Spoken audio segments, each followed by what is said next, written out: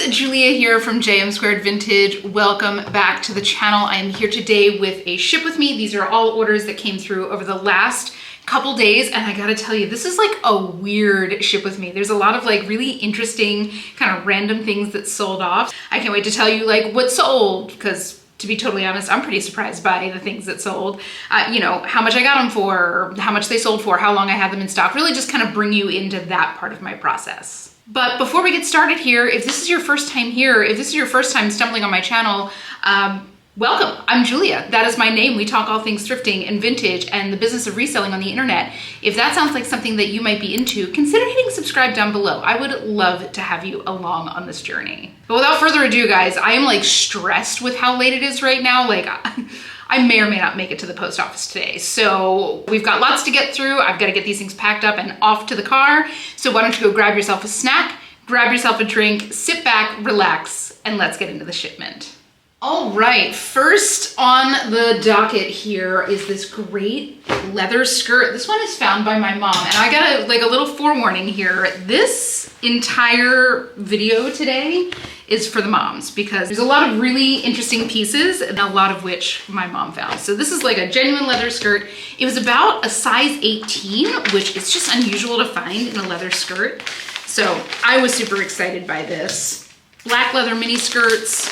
Definitely worth picking up, definitely worth paying a little bit up for, because no matter what, like they're gonna go somewhere $30 or up, $30 being probably at the fairly low end. And it doesn't matter if they're branded, like this didn't have a single tag in it at all. But these are just always gonna be an easy sell. Doesn't matter if they're vintage or new, whatever the case may be, if it's real leather and the price is right, you're gonna wanna pick it up. But the fact that this was like technically a plus size mini skirt, I love.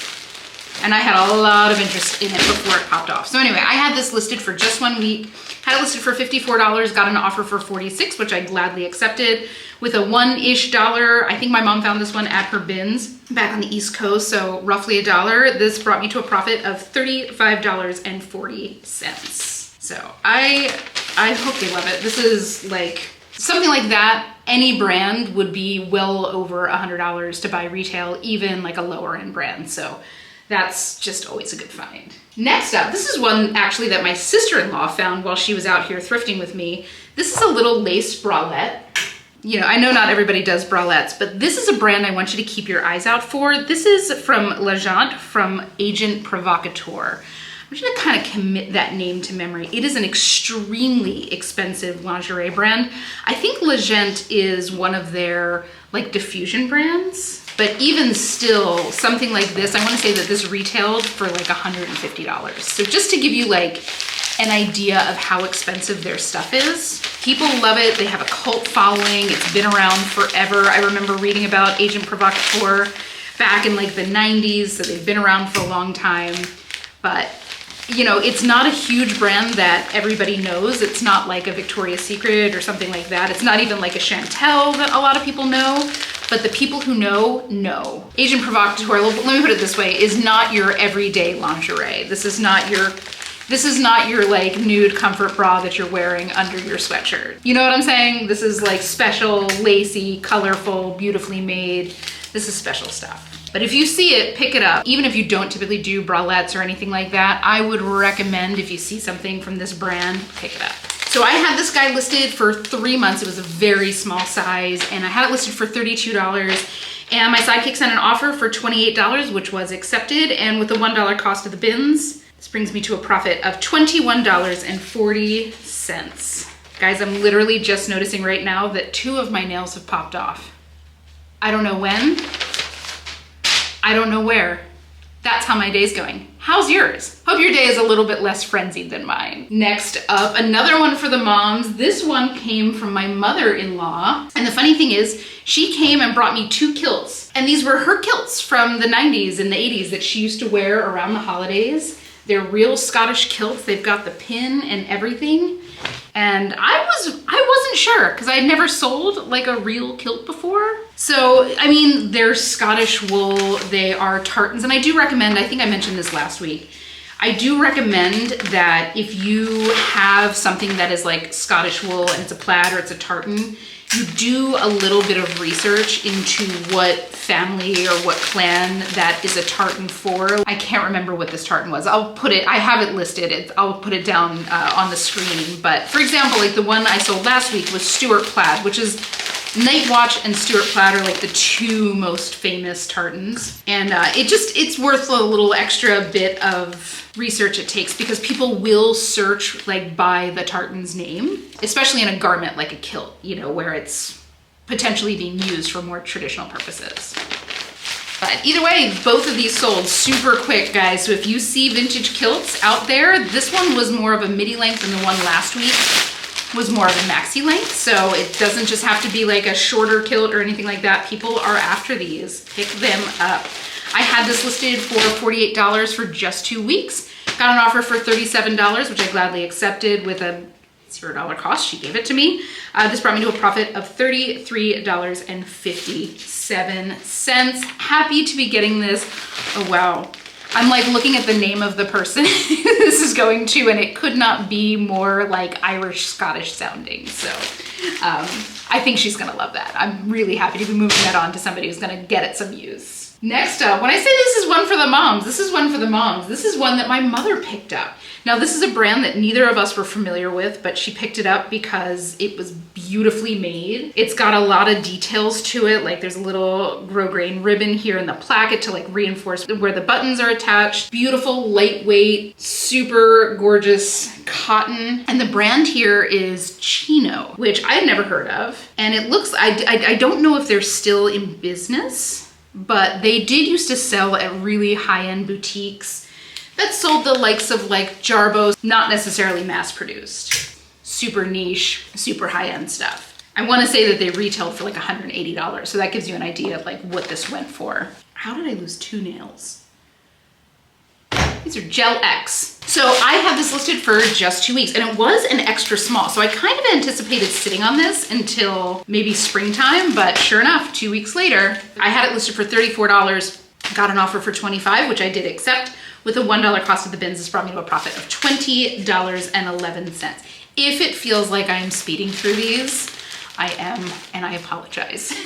I'm a little nervous about not making it to the post office today. Next up, now this is a Bolo brand for sure. This is a cute little mid-weight base layer from Smartwool. And it's funny, when I first picked this up and I comped this specific shirt, like I was seeing people asking like $85 for it, but those were new with tags, which I did not see. So I apologize if a few videos ago I gave you the wrong kind of quote. These are selling pre-owned, these are selling between like 30, still a great pickup. 30 is definitely on the low end, 50 and up, you know, you get some more heavier weight things. Or if this was like a bigger size, I probably would have seen more like 50, 60. But regardless, Smartwool is one of those brands you always want to pick up.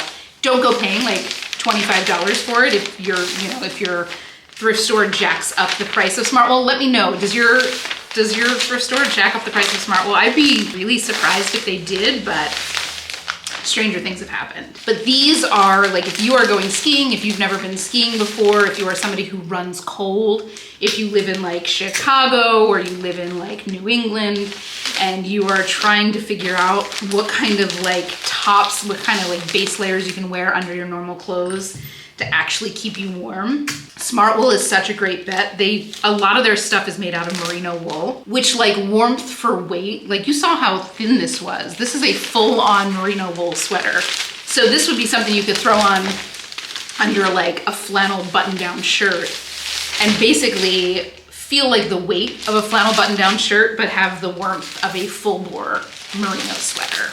Incredible, incredible warmth for weight. So I have this listed at $60 for just under 24 hours. Hopefully you guys checked out my video of every single thing that I sold in 2024 in under 24 hours. That took a ton of time to make. I hope it was helpful. It was super fun for me because I was literally like going through my data with you guys. Anyway, had this listed for just under 24 hours and got the offer for $45, which I did accept with the $1 cost of the bins. This brought me to a profit of $41.67. Hope they love it. Like this is just, I hope it goes on to like have some adventures because Smartwool is just the best. Something like that, just in case you're shopping for yourself. I want to say that retails for like $120, $140. So they're not cheap. So if you're interested, definitely check out the secondhand market. There are deals to be had there. Next up, this is another one that my mom found. Now this is a little dress from O'Neill, kind of an interesting silhouette to it. A little bit of a drop waist. So it's funny because this is not necessarily something that I would have picked up. I don't pick up a ton of surf brands. And I'm in Southern California. I see a lot of them. Generally, if I'm picking it up, it's gonna be like Billabong and it's gonna be their all cotton dresses. Like they have some really cute like all cotton dresses that sell very, very well. But I'm just selective with it. A lot of things like this is rayon and they can get shrunken. If they are owned by somebody who does not know how to take care of a rayon fabric, they're washing it in anything other than cold water. God forbid they're putting it in the dryer. You know, it'll destroy these. It'll literally shrink them up like 3 or 4 inches. Like PSA, if you have rayon pieces, any kind of cellulose pieces, I would advise you to only wash them in cold, only hang dry them if you want them to last for a long time.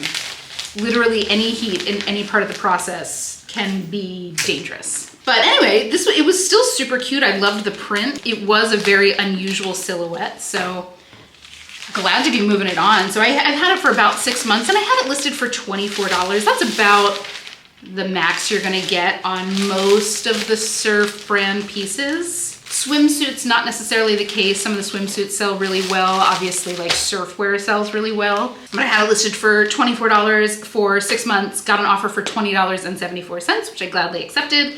With a $1 cost of the bins, this brought me to a profit of $18.74.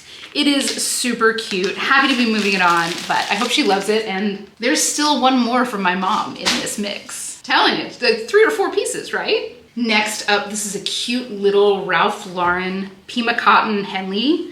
This is a top I have had so much interest in since I listed it. And I've had it listed for 6 months. I mean, like so many likes, so many questions. I'm not quite sure why it didn't move. It is super, super cute. This cotton is like so dreamy. A nice, like feels buttery soft, feels brand new as well. So I don't really know why this didn't sell sooner, like with the amount of interest it got. And it wasn't just isolated to one platform. Like I got a lot of questions on eBay. I got a lot of questions on Poshmark. I got a lot of questions on Depop. So it was just kind of an interesting, weird little fluke. And I don't fully understand like what was going on there. But either way, this was Ralph Lauren Blue Label, which I believe is a little bit of a higher end sub-brand of Ralph Lauren. It's not like double RL or like Purple Label or anything like that, but I think it is a little bit up from Polo. So I had this for about 6 months and I had it listed for $32 and I got an offer for $24, which I did accept. And with the $1 cost of the bins, this brought me to a profit of $19.84. I was ready to move this on. Anything that gets that many questions over time is something that I'm like kind of excited to get out of the closet. I wish I understood like why that didn't pop off earlier. That's literally an enigma to me. Next up is this cute top from We The Free. Now we all know I love my We The Free t-shirts. This is an unusual one because it is a very oversized tie-dye shirt. And I think we're kind of seeing the end of tie-dye, at least in terms of a mainstream trend. But it's a size medium, and this could easily be, like if you put this on a man, this is easily a men's size extra large. So it's very, very oversized. Another one that I had a ton of interest on. But either way, I talk about these We The Free t-shirts all the time. Like I don't ever pick up like regular Free People plain t-shirts. They do not move for me. But these We The Free plain ones, all day long. And I see quite a few of them here. Let me know, like, do you see a lot of these? Like I feel like there is rarely a day that I go to the bins or I go to the thrift that I don't find one of the We The Free t-shirts. Is that your experience as well? Do you not see it at all where you are? Let me know. I guess they're just, I mean, it makes sense. It's that super like casual California style. It makes sense that we see a lot of that here. So either way, I had this listed for about 4 months, had a ton of interest, a ton of like offers on Depop. None of them came through. This is just one of those pieces that kind of got into like a recommendation engine there.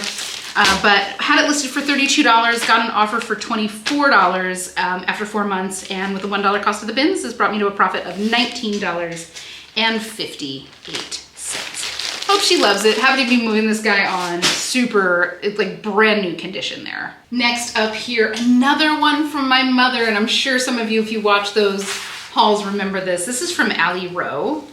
And Ally Rowe was like a bigger designer back in the day, not necessarily like Saks Fifth Avenue, but this was probably a good $350. This was pretty spendy, and it has the most interesting sequins. I'm sure it looks like they're picking up a little bit better on this video than they were in the haul where I showed this. They look black when there's no light on them, and then when the light's on them, they're this kind of like iridescent blue-green. It's flippin' gorgeous, to be totally honest. So it's a size 12. My mom grabbed it. Like the lining is silk. Like it's nice. Like this is a very nice dress. I'm hoping this is going for like a New Year's Eve. I'm obviously filming this before New Year's, so I'm hoping this gets to them before New Year's because this feels like a New Year's ensemble. But it was size 12, which is a great size. I almost never find Y2K stuff in larger sizes. This was such a cool find that my mom grabbed. I mean, I've never found an Ally Rowe piece, and when I saw it when I was back home, all the memories of those like 17 magazines and Cosmo girls came rushing back. You remember Sassy magazine? Who remembers Sassy magazine? And YM? Was YM one of the magazines? Young and Modern, if memory serves me right. Let me know down below if you remember. So I had this listed for $42. It looks about like around where these things are being listed at. I had it listed for 2 weeks, got an offer for $35, which I gladly accepted with a $1-ish cost, probably at the bins back east. This brought me to a profit of $27. I hope she absolutely loves this dress. It is so stinking cute. Next up, to continue the unbelievably strange week we had, here's a bikini being sold right before New Year's. People go on vacation all year, guys. I will tell you that I feel like I haven't had a ship with me in the last couple months where there hasn't been a swimsuit. So pick up these swimsuits. First of all, this is like the most gorgeous purple with this little fringe tie action on the sides. It's in like brand new condition. But I'm telling you, like I feel like there has been a swimsuit in pretty much every one, most of my last couple ship with me's. And they're not the only ones that have sold. I've been selling swimsuits like you would not believe. And maybe it's because it's like, you know, in the summer, if you are going on vacation, you know, obviously like department stores will usually have some semblance of a swimsuit department all year long. But like you can't go to like Marshall's or like TJ Maxx and grab a swimsuit because they take those sections away. So it makes sense that in the winter, this is kind of where you go to get nice swimsuits that aren't, you know, $180. So I had this listed for about 3 months, and I had it listed for $34 and got an offer for $28.90, which I gladly accepted. With a $1 cost of the bins, this brought me to a profit of $22.34. And I hope she's taking that on a fun vacation somewhere fabulous. Next up, this kind of fell under my weird and well-made category here.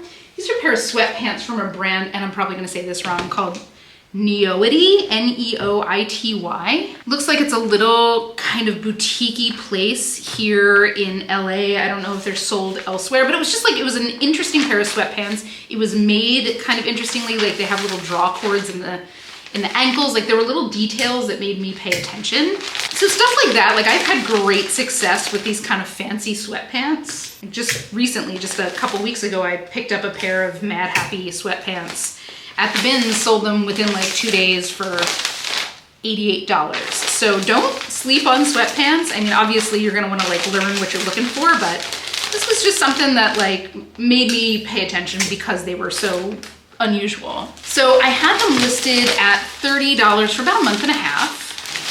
And I got an offer for $24, which I did accept.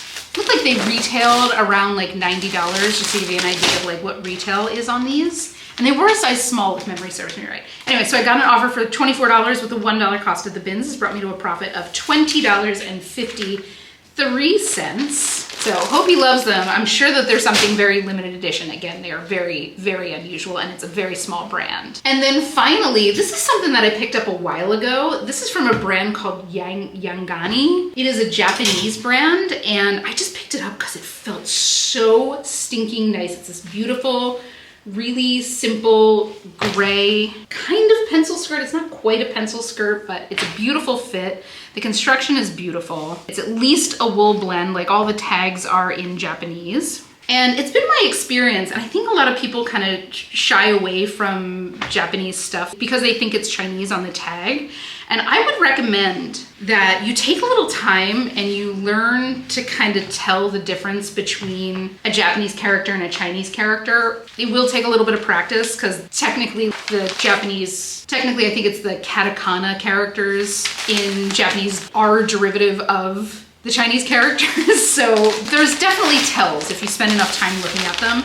And the thing is, like, if you have all Chinese characters, it's probably not something worth picking up, but like Japanese manufactured stuff is known to be like exceptional. So it's probably worth, if you are in a place that has like a big like Japanese presence or has a big like Asian presence, like obviously in California, we've got huge pockets of Japanese folks. We've got huge pockets of Vietnamese, huge pockets of Cambodian, Korean, etc. So it's worth, you know, for somebody, if you are out in my neck of the woods, I would take a little time to learn what's what, because Japanese made stuff people do search for, and you're gonna wanna use like made in Japan as a keyword because people seek that kind of stuff out. Just make sure you're taking measurements because sizing is not the same. But this was such a beautiful skirt, and it was just something I took a chance on, and I'm glad I did because it was really lovely.